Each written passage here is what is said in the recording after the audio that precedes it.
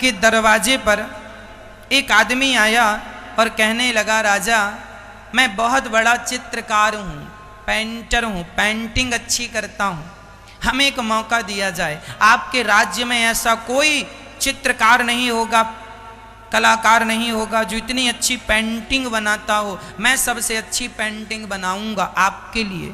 राजा बोले बनाओ। तभी एक व्यक्ति राजा के राज्य का आया, बोला महाराज मुझे भी एक अवसर दो, मैं आपकी प्रजा हूँ, मैं भी अच्छी चित्रकारी करूँगा, अच्छी पेंटिंग बनाऊँगा। राजा ने दोनों को आमने सामने की दीवार प्रदान कर दी। जैसे कि ये दीवार है, इस दीवार पे तुम पेंटिंग बनाओ। जो विदेश से लोग आए थे राजा ने उन्हें अवसर दिया, और जो राजा की अपनी प्रजा का व्यक्ति था उसे सामने वाली दीवार दे दी। बिल्कुल आमने सामने तुम दोनों अपनी चित्रकारी करो। दोनों के बीच में एक पर्दा डाल दिया गया, अपनी अपनी करो। अब जो विदेशी चित्रकार थे, कलाकार थे, उन्होंने जब पेंटिंग बनाई तो राजा ने उन्हें पेंटिंग बनाने के लिए कलर दिए।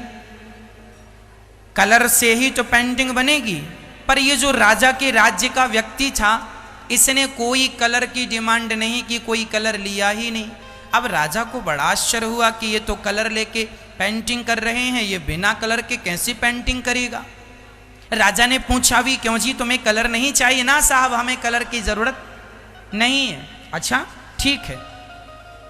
बहुत दिन बीत गए, दोनों की पेंटिंग तैयार हुई। राजा ने कहा पहले कौन दिखाएगा? तो विदेशी आदमी था, उसने कहा पहले मेरी देखो। जो विदेशी कलाकार थे उन्होंने जब पर्दा हटाया तो सच्ची इतनी सुंदर पेंटिंग बनाई, इतनी सुंदर नदियां बनाई कि मानो सच्ची बह रही हैं। इतने सुंदर झरने बनाए, इतनी सुंदर सड़कें बनाई मानो बिल्कुल सड़क ही लग रही है। इतने सुंदर स्त्री पुरुष बच्चे खेत खलिहान, इतना सुंदर पेंटिंग की उन्होंने, अकल्पनीय अद्भुत, कोई शब्द नहीं उस पेंटिंग के लिए, अद्भुत। अब राजा ने कहा चलो भैया तुम अपनी भी दिखाओ, इनकी जो बड़ी सुंदर है, हमें तो नहीं लगता कि इससे सुंदर कुछ होगा, तुमने इनसे सुंदर तो ही नहीं ही बनाया होगा।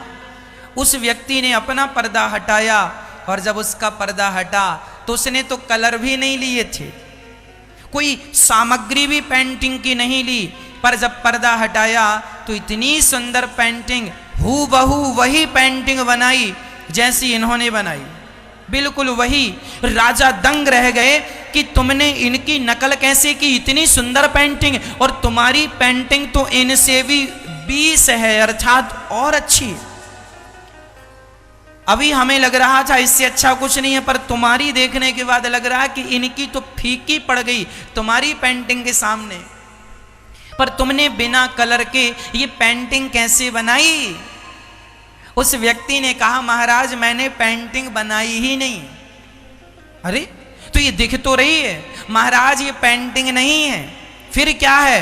बोले मैंने तो सिर्फ अपनी दीवार को घिस घिस के उसे दर्पण बना दिया, और जब दर्पण बनाया तो सामने वाले की पेंटिंग अपने आप मेरे दर्पण में उतर आई, अपने आप आ गई। मैंने सिर्फ अपने दीवार को क्या बनाया?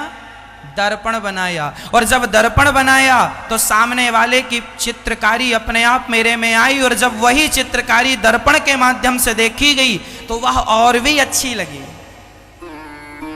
आप जितने अच्छे लगते हो ना, उससे ज्यादा अच्छे फोटो पे लगते हो, क्योंकि वो कैमरे की अपनी क्वालिटी है।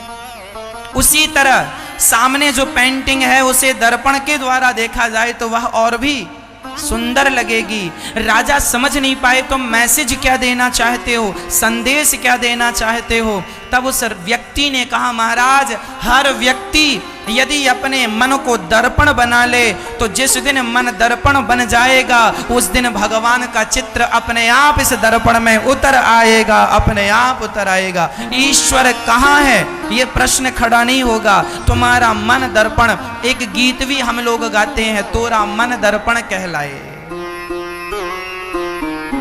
है ना? तोरा मन दर्पण कहलाए।